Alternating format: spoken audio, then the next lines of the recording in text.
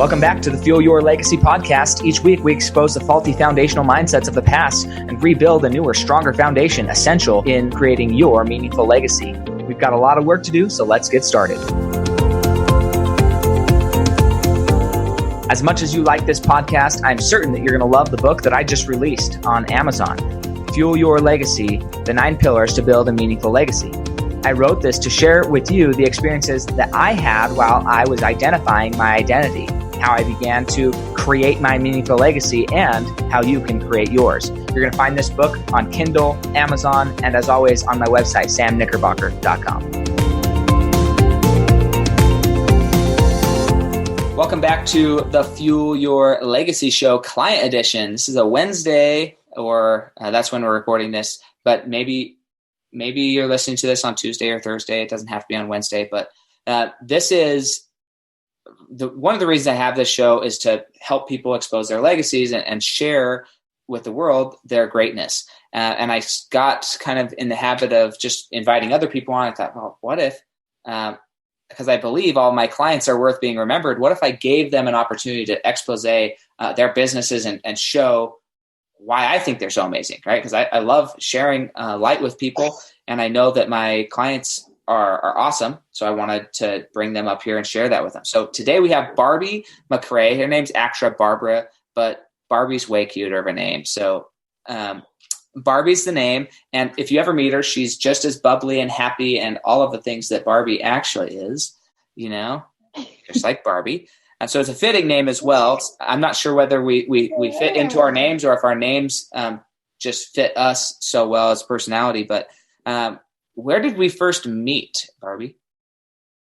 Yeah, so we actually met at the Strengthen Your World Leadership Experience last year. You were one of the speakers. So you got to hear me speak. I'm curious, what were your initial thoughts listening to me speak? So when you first got up there, I was like, oh, he's spunky. And then as you went on talking about your topic and kind of introduced yourself as kind of this guy who's very straightforward, I was like, oh, is this just an excuse to be a jerk? But then you kept going and I was like, no, he's spunky and he's straightforward. He is what he says he is. And it was really great to sit and listen to you talk. Interesting. So your first impression was, is this an excuse to be a jerk? Not an uncommon.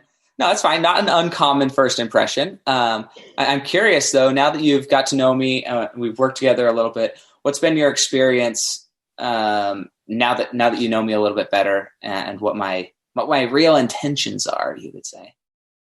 Your real intentions is you are here to help people. And you're curious and you're funny.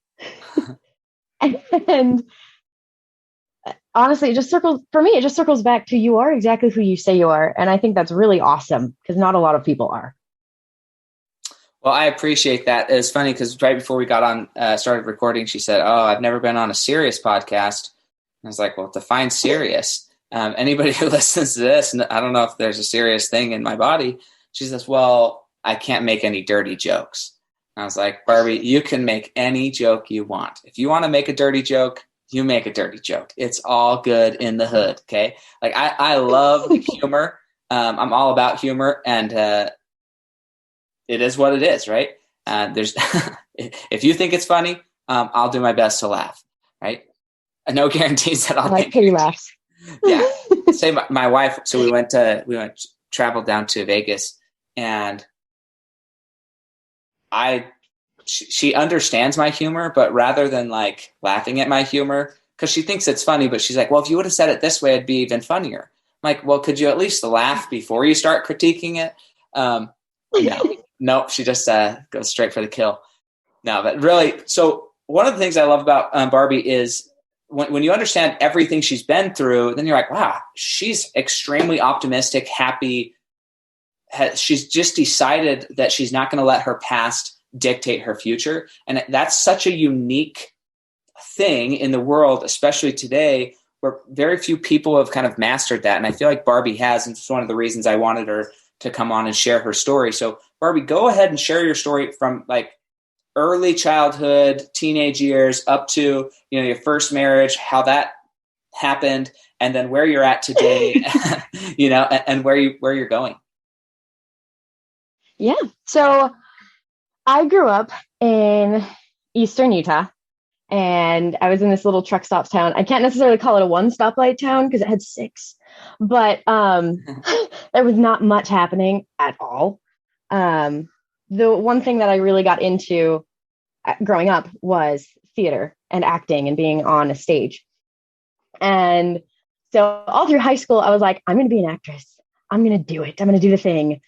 And so I did actually end up going to New York for Broadway intensive training for a summer. And I realized that it wasn't what I actually wanted. It didn't really spark anything for me. And my parents were super supportive. My community was super supportive. When I go back to my little 6 stoplight town, they still know me. And it's a little weird because it's just I was only in high school place, but I love them because it's such a small community and they're great. Never going to live there again, but they're great. And, about halfway through high school, I actually moved to a 1 stoplight town. And it was after I left there, I kind of realized I think I want to be a writer, because that's honestly what I'd been doing since I was 12. Those manuscripts will never see the light of day again because I wrote them when I was 12. But I just always been writing and just creating things like that. And so then I started to self-publish my book, and I realized it was very hard. It was very hard. So you go to publishing companies and they're like, pay us $600. And me being 18 and 19, I did not have that at all. Pay us $600. And I was like, I can do it myself. So I tried to do it myself, and I got my book published on Amazon, and then nothing happened because you have to market it. Fun fact, you have to market it. For that, you still need money. So I was like, okay, I'm not doing this anymore. So I actually went to school for web development. And while I was doing that, I met a guy and I got married.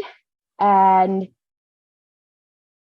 at that point in my life, if you couldn't tell, I was pretty wishy-washy with where I wanted to go and what I wanted to do. I was going to write, or I was going to be an actress, or I was going to be all these things. I had not settled on anything. And that leaked into my personal relationships, and the guy that I married ended up not being super great for me. He turned out to be emotionally and physically abusive. And he and I had a daughter together, and I didn't realize how bad things had gotten until one night we were in this 1-bedroom house with no furniture, and our daughter was sleeping in this little bassinet that was about to fall apart. She was 2 months old. And the one thing we did have was a gigantic TV, because that is the only thing he would let us spend our money on, was electronics. Oh, and an Xbox. I'm sorry. But we were sleeping on the floor, and we had nothing. And I realized how bad it had gotten because I was pinned against the wall, and he was this close to my face, screaming at me, telling me how terrible I was because I interrupted his video game. He was telling me how terrible of a mother I was. And in my head, I imagined our daughter at 7 years old standing in the doorway watching that. And I was like, what am I doing? And at that moment, everything just clicked for me. It was it isn't just you anymore. It isn't the teenage girl who wants to be on Broadway. It isn't the postgraduate lost child who wants to write some silly book. You're a mom. You have a baby. And life started a while ago, but it needs to start now. You need to get up and you need to do something. And so I started the divorce process. I ended up getting a protective order against my next husband. And through all of that, I was left with pretty much nothing. I was negative in my bank account and struggling so hard to get food on the table, to keep the roof over my head. I was facing homelessness with a 4-month-old baby. And I remember at one point, this is a very vivid memory for me. I was fixing a bottle for her and I had her on my hip and she was screaming, crying like babies do when they're hungry. And she was kicking her little legs and she kicked the formula over. And for those who don't know, formula is very expensive when you have no money. And I remember just like breaking down. Like that was the last straw. That was it. My car had been repossessed. My landlord was threatening to evict us. And I had a job that could not sustain us. Through that job, I was able to see a therapist though. And she was great. And she asked me a ton of questions that made me think, well, why are you where you are? What are you doing to fix that? And that's when I decided that, well, I need to do more than just this job, because obviously it's not working. I need to do more than what I'm doing because obviously it is not working. As I was in the middle of a custody battle, I couldn't necessarily go find a job and leave my daughter in a better job and leave my daughter in daycare because daycare is also expensive. And B, it would, through legal things, make it seem like I'm not spending enough time with my daughter. And so I decided to start freelancing as a web developer. And so I put myself out there and my very first client reached out to me. She's like, "Hi." And I was like, great, this is fantastic. Cause I'd been like for a few weeks, just like putting myself out there, being like, look what I can do. Look what I can do. Like lowering the price just to get somebody to pay me. And we start talking and she's like, yeah, I need a website. I need this, this, this, and this. And I was like, okay, let's do it. And then she was like, okay, wait, actually, I don't need a website. And I was like, okay, that's what you hired me for. And she was like, so I'm an author and I actually just need somebody to take this extra stuff that I don't want to do. I want to write. I don't want to do the marketing. I don't want to run my newsletter list. I don't want to do all these things. It's just kind of like busy work. And I was like, yeah, I'll do it. I will do that. Just pay me. Because I was in such a desperate place. And so that started, and she taught me the ropes for the indie publishing market. And I decided that I had a lot of fun not having a boss over my shoulder and just having someone hand me a list and me do that. And so I extended my services to just being a virtual assistant. And I spread myself very thin. Do you want a spreadsheet done? I'll do that. Like I was helping everybody with anything. And it turned out to be kind of like a jack of all trades, master of none type of scenario. And it wasn't working out very well. I was not keeping any clients. And I couldn't figure it out until I actually got a business coach. And he pointed out to me that I was all over the place. When people ask me, well, what do? You can't just say everything. Like that doesn't really work out, considering like everything. You're 23. You can't do everything. And so I decided to narrow it down to what I am really good at. And that is marketing and essentially any phase of publishing for indie authors. And as soon as I narrowed that, it kind of exploded to the rest of my life, if that makes any sense. Because I narrowed my focus and I was like, okay, this is what I'm doing. And then suddenly that type of thinking helped me like start getting my credit in line and getting all the adult things put together, because my focus is to build. Oh, honey, nope. Marker? Do you want the marker? Sorry. Color on the paper. I was focused in business, and so I became focused in my own life. And that's just kind of where I am now. I decided I want to run this business and I want to help other single moms, because after I really got up and running with everything, I had a very similar situation with the formula. It was the same thing. She was a bit bigger, so her kick was a bit stronger. And she's on my hip. She's kicking and screaming. She knocked the formula over. And I remember going, oh. And then I remember stopping and being like, this is just an oh crap. This is not a sit on the floor and cry for an hour. This is a pick it up, sweep it up, throw it away. And then I started crying because I'm a boob. And I realized, like, I've got my life together. I'm doing something. And as I expanded the assistant magician, I made some really wonderful friends with some wonderful women who were and are in the same situation that I was in. Good job, baby. And so then I started thinking, because I couldn't just let them like sit and be where I was. One of the women who work with me now, she's a mom of 6, a single mom of 6. And she's just like, I can't keep doing daycare. I can't. And in the beginning, she was like, I can't leave this guy who's terrible to me and terrible to my kids because I have no money. And I was like, I feel you. I've got you. And I started talking to her, and I brought her on to work with me, and I helped her get her own couple of clients. And that, to me, like, that's the spark that I had been waiting for, that I was looking for when I was being an actress, when I was being a writer. That's the spark. And I was like, I like this. I love this. And so while I'm not there yet,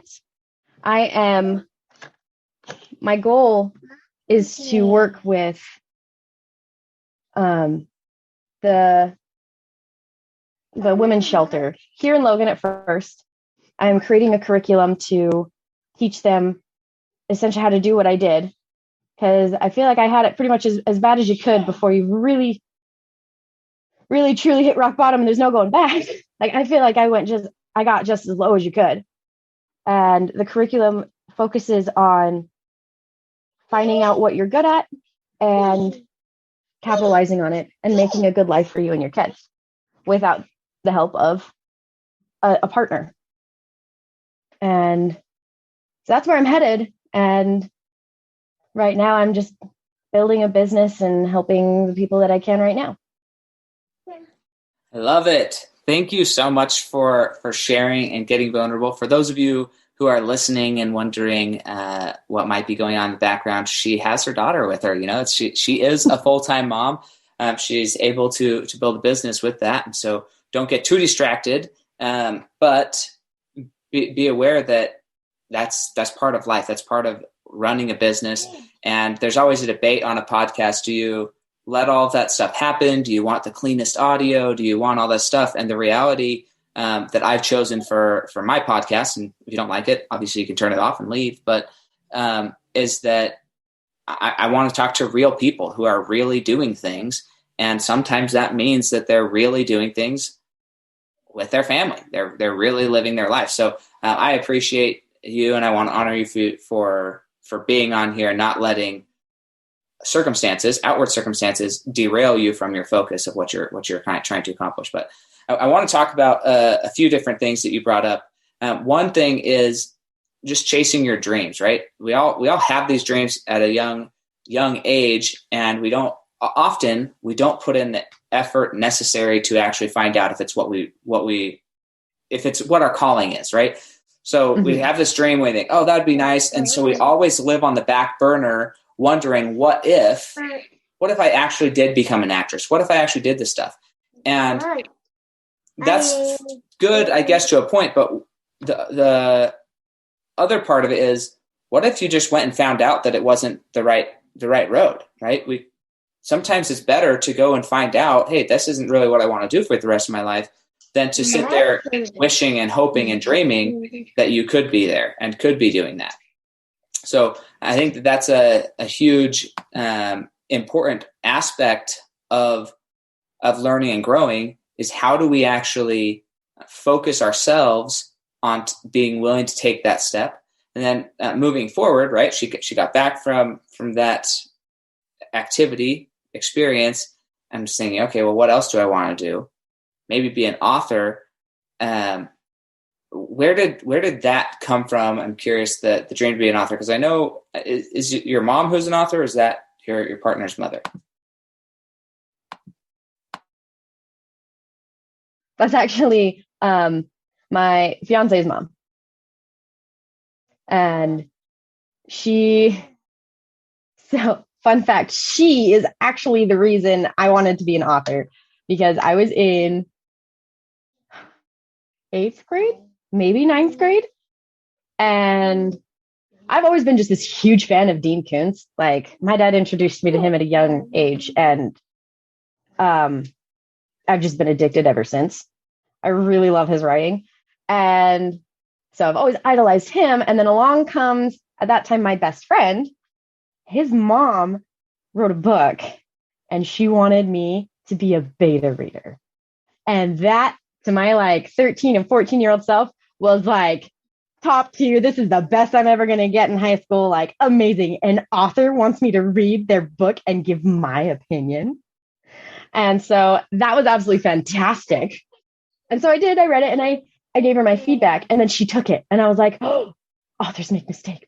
Authors take ideas from other people. And then I got to meet her in person, because I'll be enough, this guy that I've been best friends with for 2 years, I'd only ever met his dad. I never met his mom.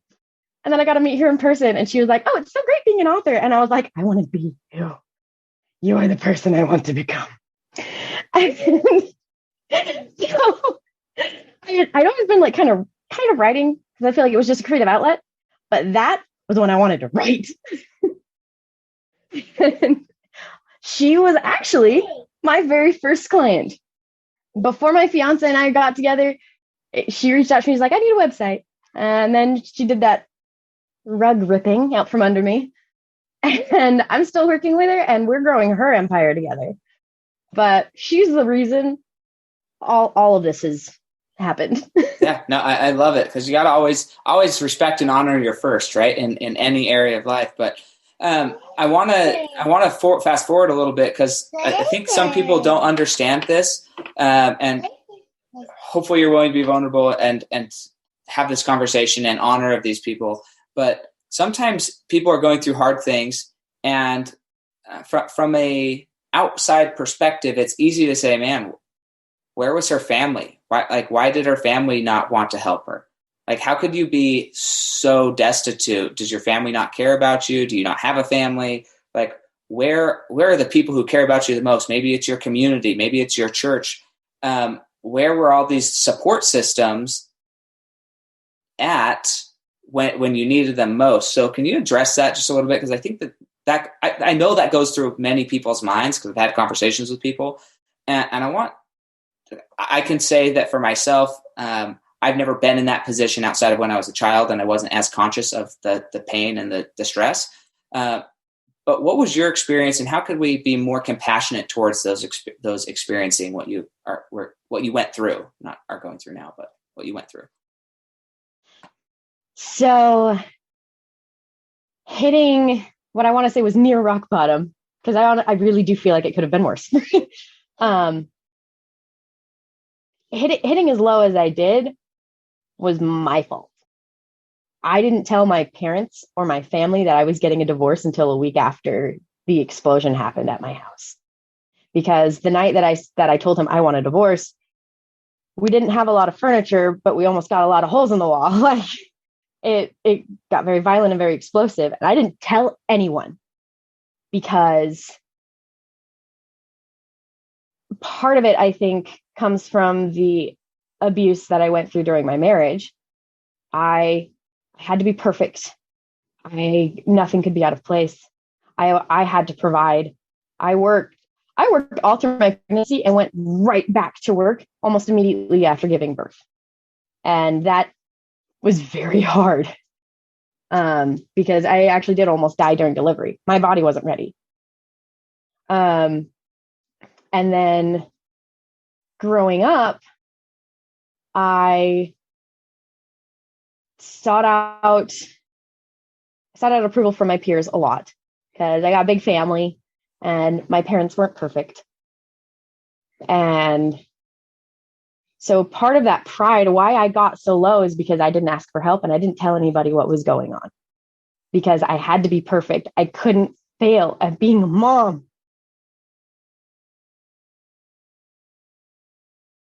I couldn't tell people that I wasn't okay. I couldn't tell people that I didn't sleep because I was crying. I couldn't tell my boss the reason why I'm not at work right now is because I have an upset stomach from being so distressed over my situation. I couldn't tell people any of that. And then my brother, he came up and he was like, Barbie, what is going on? And then it was really just one of those, like, the dam broke moments. And I just pretty much lost it. And I was like, Glenn, I'm not okay. Glenn, I really, really messed up. Everything you guys said about my ex-husband was true. Everything you said, everything you were warning me about was true. Which was also why I couldn't tell people, because then they were right. And I was so very wrong. And even at that point, I asked him, I was like, please don't tell mom and dad. And the very next day, my parents drove up because I had moved 4+ hours away. The very next day, my dad called into work and my mom skipped a therapy session and my little sister skipped school, and they all came up and they were like, why didn't you tell us? And I had to repeat all those reasons again. And I was like, because I can do it myself. And they were like, Barbie, you don't need to. We are here. And so my mom is actually the reason I got a protective order. She essentially frog walked me into the courthouse to get the papers done. So the help that was there, like it was there the whole time, but I was too prideful to even reach out. I started receiving help from the church. I got signed up for food stamps, and that's what carried me while I built what I have now. Thank you so much for choosing to be vulnerable and share that. I'm confident that that's not a unique situation. A lot of us feel that way. It may be physical circumstances, maybe emotional circumstances, maybe different levels of addiction that we're too scared to share with the people around us to get the support and the help that we need. It doesn't, like, what that looks like in each of your lives who's listening to this, it may be different. It may not be a violent situation, but I think the overarching thing, and it could just be postpartum depression. It could be needing somebody to help you clean your house because it's overwhelming and you don't know how to, nobody ever taught you how to keep a clean house, right? It can be the smallest thing, and you just don't know. And so please hear Barbie's story and really internalize it and say, where in my life am I refusing to ask for help? Not because the help isn't there, but where in my life am I refusing to ask for help? And I think that's a very powerful question that we can all ask, and it doesn't matter who you are. I mean, it's fascinating. There's a new app called Clubhouse. Love it. It's party every day. But one of the things that I find fascinating about it, I was on a call or on in one of the rooms yesterday, and it was basically a bunch of multimillionaires and billionaires who were having other business owners pitch them their business, a lot like Shark Tank. And what I found fascinating was there were some people who would come on there, and I mean, one of the guys that pitched their business, but then they were unwilling to ask for help. One of the guys, they had the former CEO of T-Mobile, another guy. So there's two centimillionaires, so people who were making 9 figures or more. They all wanted to help this guy fix his company and turn it around and take it internet, like blow this company up and make this guy extremely wealthy. They all saw the vision. They were all into it. And he was only the person presenting his company was only a 50% partner, and his brother was the other partner. And he was unwilling to call his brother and have a conversation about that opportunity.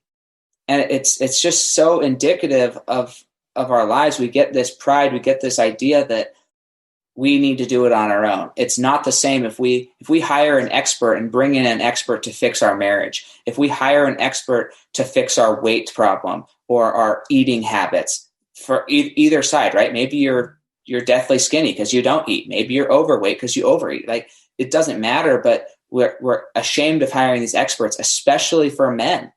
Men find it, I don't know, demasculating to say, yeah, I go to therapy. got somebody helping me work on my marriage, whatever it is. So what if you were to drop those pretenses, drop your ego, drop your pride, and actually reach out for the help that you need, and be willing to put in the work necessary? Because none of those things, and that'll be the next question here, but I'm curious, it's great to get help from people, but what were the expectations? If I'm going to extend this help, what did you need to do? What type of things did you need to demonstrate that you're actually trying to improve and not just live off of the help? I'm curious there. Yeah. So the rent situation was solved by church leaders. They share your favorite songs on. Mm-hmm. The rent problem was solved by church leadership. And at that point, I had moved very far away from being religious at all because of certain expectations of my ex-husband. And being religious was something that he honestly just wouldn't allow me to do. And so the bishop showed up at my house, and we had the conversation, and he was like, okay, well, I can definitely help you. You really do need help. The only thing I'm going to ask is that spiritually, in whatever way, you come closer to God, whatever way, whatever is good for you. You don't have to come to church. You don't have to take the sacrament or do anything. You don't have to do any of that, but take care of your spiritual health. And I honestly really, really admire him for that, because during my first marriage, there were some bishops that had what would have been at that point in my life very hard things for me to do. I'd have to get up and I'd have to go to church.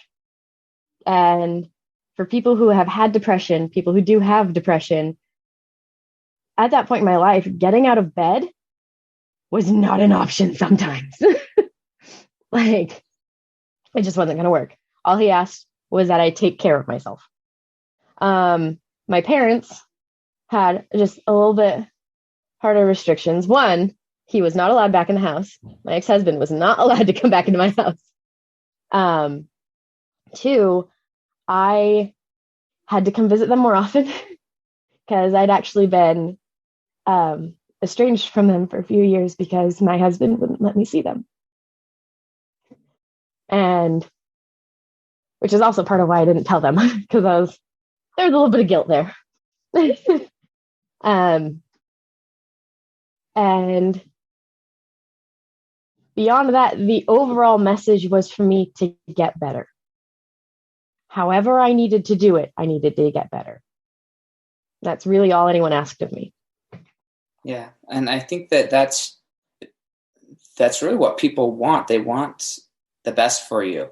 And yeah, I can't stress enough, for those of you who are listening, who are going through either similar experiences or experiences that you could superimpose on. They may not be as dramatic, quote unquote, but from my experience, it doesn't matter how big the problem is. We all feel like our problem is the biggest. We all feel like our situation's different. We don't have as much bravery, courage. We don't have any of that. And my experience is everybody's problems are their own, and they all feel like the biggest, and the people around you want to help you. They want to. It's not like oh, well, I'm only going to help if they ask. They want to help. They just don't. I know for me in my childhood, all of us kids, we were good, or at least we believed we were good at lying through our teeth. And if somebody asked, hey, how are you doing? Put this giant smile on your face. Oh, I'm doing great. Everything's fantastic, right? Meanwhile, you're getting beat back at home. Like you become so good at putting on this second face because it's survival. The idea that you might share your feelings, your thoughts, that what's actually going on, there's an actual physical potential risk to you exposing that, right? For me in my childhood, I think if everybody in my childhood and my siblings, we were completely honest about what was going on, we probably would have been taken from our parents by Child Protective Services, and we wouldn't be all in one family right now. I mean, that's the real risk of being completely open and honest sometimes.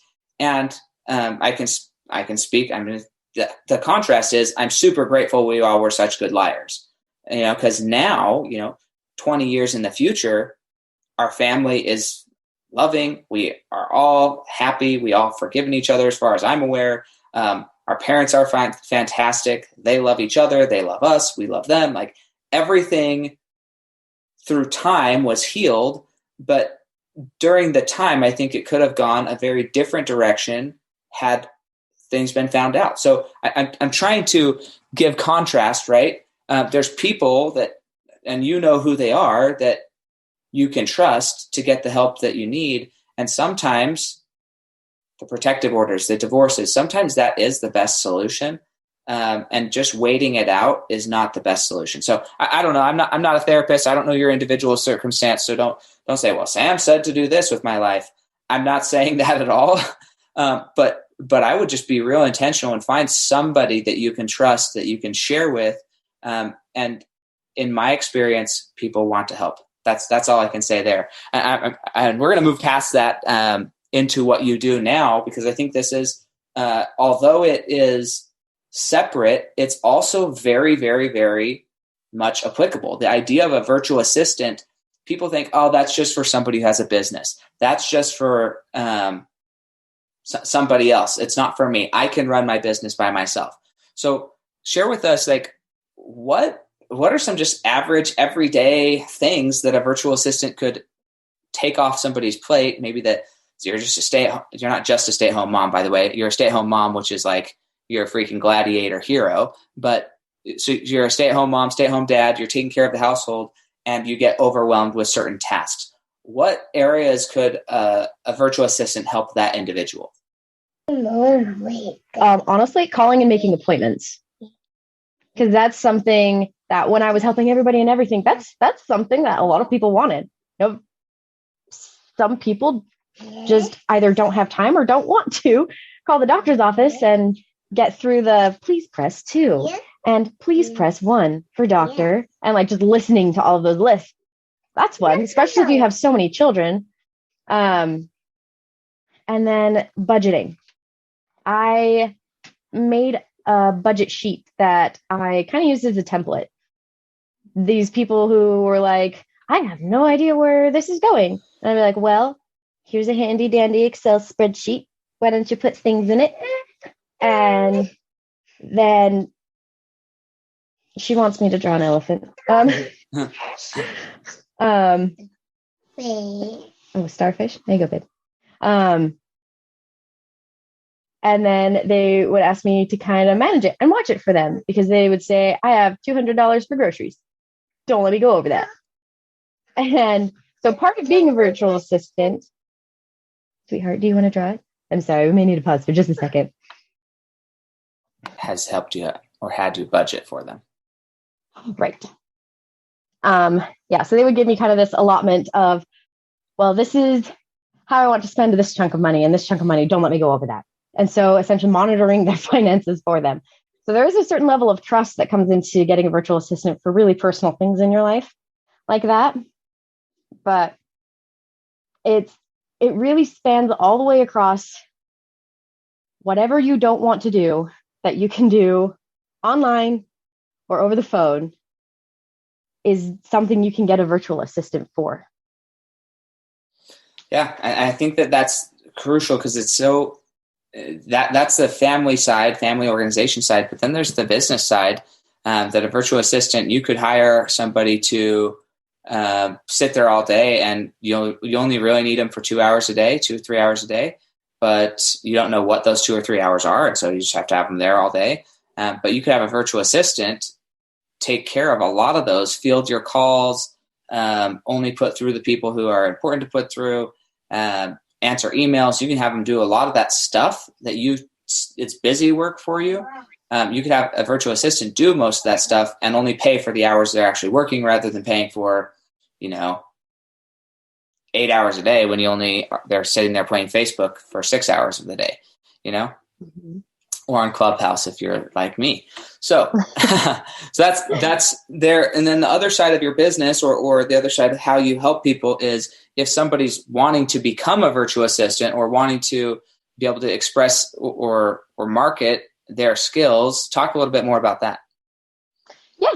So I have started, it's still a little bit in the works. It's still a little bit rocky. My onboarding process for the people that I work with, but we're getting there, getting better every day. But normally what I do is when I find someone or someone reaches out to me and they're like, hey, I want to do what you do, I train them on what I know first and foremost. Okay, you can work under me and do social media for this author. Here's the outline, here's the this. And then while I'm working with them, I lay out the rest of it. I say, okay, when you're a virtual assistant, you need to block out you need to block out time to do things, but you can do those things at your kid's soccer game, or you can do these things at your mom and dad's house while they're watching the kids. And I walk them through my experience of figuring out what works for me so that I can do the work, while teaching them how to do indie publishing, indie marketing. And once they have their own groove, I ask them, okay, what are you good at by yourself? And the first woman that I worked with, the single mom of 6 kids, she's really good at like product descriptions. And so her clients come to her when they have an Etsy store or some kind of online shop, and they're just like, I have no idea how to write a product description. That sounds fun. And like gets people to look at it and be like, I want this mug instead of this mug, And so she's just really good with words that way. And so from there, I took the strategy of how I get my clients and I applied it to her. And so she's got 2 of her very own clients that keep coming back because they love what she does because she's so good at it. And she's like, I didn't think this would help anybody. I didn't think this could apply to anything. And so that's kind of what I do. I take them under my wing and I make sure that they've got a foundation of working as a virtual assistant where I can watch them closely and then kind of set them free. Yeah. No, I love it. I think that's so valuable from a perspective of training and becoming. So there's expert training going on. They're helping you become like them or like Barbie. And then she's saying, okay, well, how can you go do your own thing and become self-sustaining? So that's fantastic. Where would somebody go if they're interested in either having you work with them as a virtual assistant, like working for them, or maybe they want to become a virtual assistant themselves? Where would they go to contact you? So you can go 2 places. My website is theassistantmagician.com.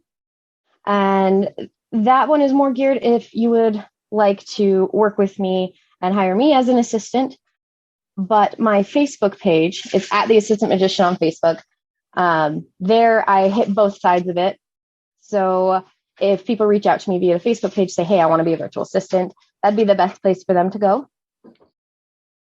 Awesome.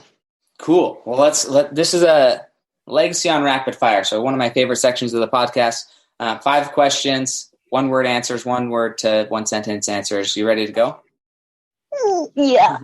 Okay. Perfect. You'll do great. What do you believe is holding you back from reaching the next level of your legacy today? Fear of success. Okay. Hey, that's huge. what is your greatest failure or greatest failure to this point in your life? Like the all-encompassing? Yep. To this point in your life, what would you say that greatest failure has been? My first marriage. Okay. Hey, perfect. And what's your greatest success? My parenting, improving on what my parents had and overcoming what my ex did to me. Perfect. What's like one secret habit, mindset, or behavior that you believe contributes most to your success right now? It's okay to take care of you first. True that.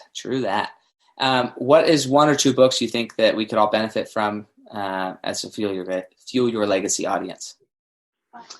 So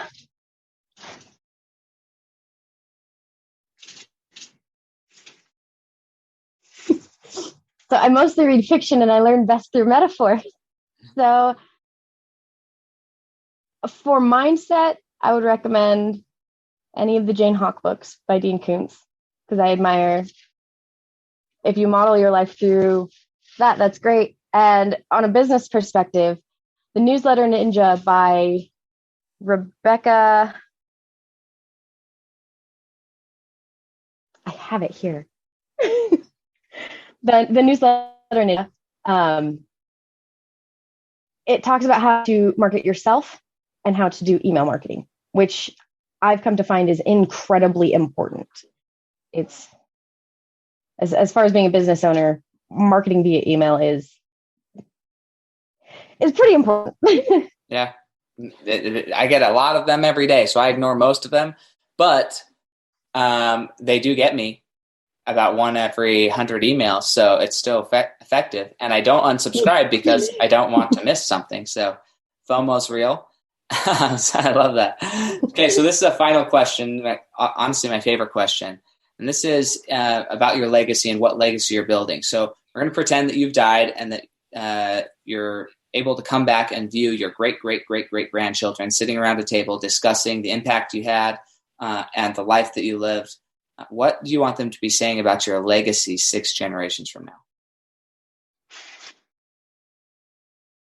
That I was a big advocate for, not just an advocate, but someone who actually committed action, who did something about domestic violence and shelters and rehabilitating the abuse victims, and also someone who has been super loud about mental health, because that's the big goal for everything here. Like I want to build a company. I want to do all these things, but with that company, I want to make a change with some of the stuff that's going on in society. Awesome. And I believe that you're well on your way from what I've known you over the last almost a year. I think that's exactly where you're headed. And I'm grateful for your willingness to come and share on this show and be vulnerable about kind of your experiences and where you see yourself going. So thank you so much, Barbie. Remember, for all those people in the audience, I believe that you're worth being remembered. And it's my mission to help you be remembered for that. For what it is that you believe you're worth being remembered for. So if you would like to comment or follow this podcast, subscribe to it, and then you can also go in Apple or whatever device you're listening on and leave a review. That'd be fantastic. We'd always appreciate it. If you got value out of it, also share it on social media with those around you. If you tag me in your posts, then I will also pass that share along on my Instagram and Facebook profiles and help other people see who you are and hear your story. So thank you so much. And we'll catch you guys next time on the Fuel Your Legacy Show.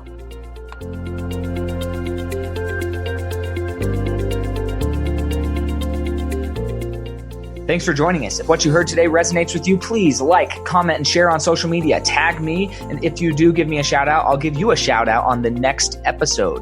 Thanks to all of those who've left a review. It helps spread the message of what it takes to build a legacy that lasts. And we'll catch you next time on Fuel Your Legacy.